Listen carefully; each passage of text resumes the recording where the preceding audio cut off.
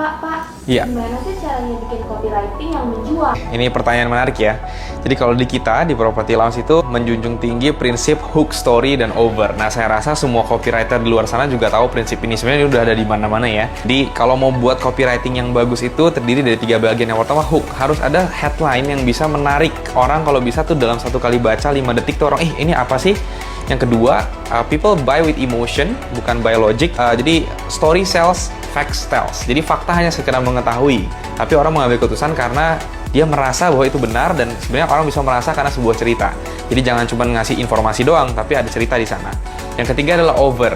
Nah, kita harus bisa membuat sebuah tulisan atau penawaran yang nggak bisa ditolak sama orang. Saya kasih contoh. Misalnya contoh di kita di bidang properti, hooknya. Cara mendapatkan 1 miliar dalam waktu 1 tahun. Pasti orang mau tahu dong.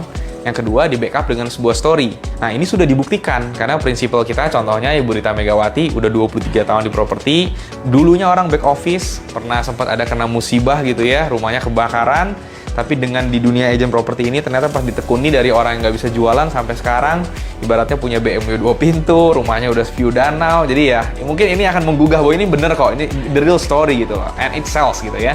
Dan yang ketiga adalah overnya, contoh adalah gratis. Tinggal datang mampir ke kantor kita di Gading Serpong, nanti akan diajarin caranya. Nah, that's the kind of copywriting yang kira-kira itu bisa membuat orang tuh tergugah. Buat teman-teman yang lagi copywriting, discuss sama atasannya atau temennya, subjudul apa yang bisa narik perhatian orang. Yang kedua, create the story, jangan cuma jualan aja terus. Yang ketiga adalah create the over gitu ya. Oke, itu aja. Thank you. Buruan follow propertylounge.id untuk tips seputar marketing lainnya sebelum kamu ketinggalan.